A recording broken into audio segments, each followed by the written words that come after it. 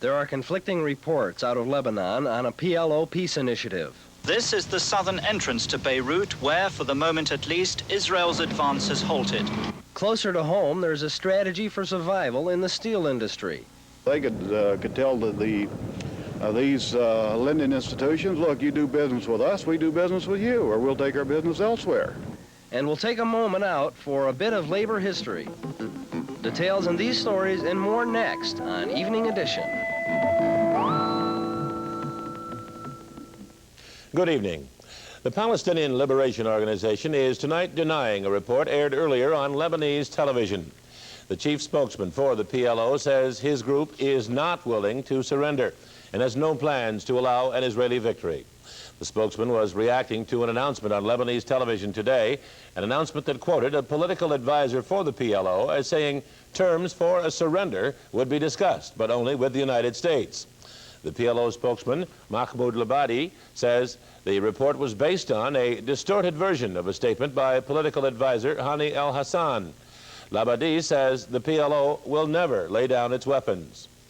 Israeli Prime Minister Menachem Begin has arrived in New York to address the United Nations and to meet with U.S. Secretary of State Alexander Haig. But before leaving Jerusalem, Begin informed his government to take whatever military actions they deemed necessary in Lebanon while he's gone. Fighting between the PLO and Israel continued today around the capital city of Beirut, but most encounters were scattered and light. Here's a report from Christopher Morris.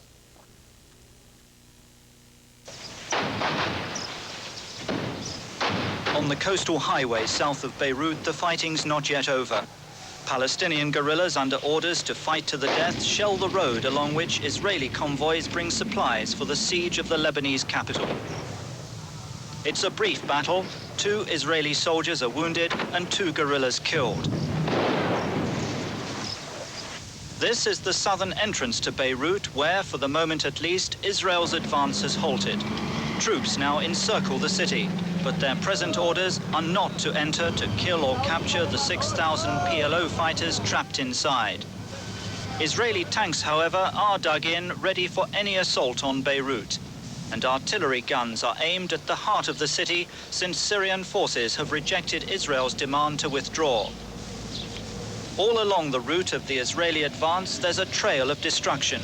Damour, the PLO's coastal stronghold, has been reduced to ruins. Homes destroyed, the town now deserted. Sidon, Lebanon's 3rd city, has been blitzed. Few of Sidon's 250,000 inhabitants really expected the Israelis to advance this far in their pursuit of the PLO. Hundreds were killed or wounded, thousands fled. Now, those who remain queue up for daily supplies of drinking water provided by the Israeli forces. They seem remarkably resilient and cheerful amid the terrible damage around them.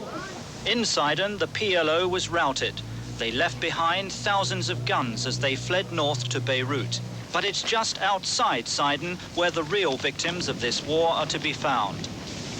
They're camped near the beach, and their suffering is plain to see. There's not much privacy between the plastic sheets strung up on the trees. These are Palestinians who managed to escape here just before the Israelis attacked. Now they live in conditions of appalling squalor.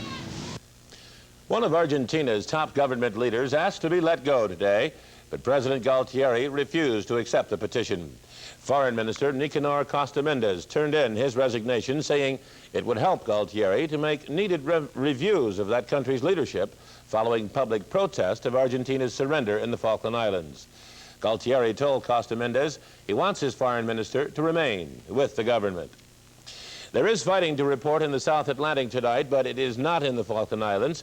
It's happening in the streets of Buenos Aires. The trouble began yesterday as public anger over Argentina's surrender overflowed into city streets. Christopher Wayne has a report. President Galtieri had summoned the people to the Plaza de Mayo to hear a dignified explanation of Argentina's defeat. The people came all right, but not the crowd he bargained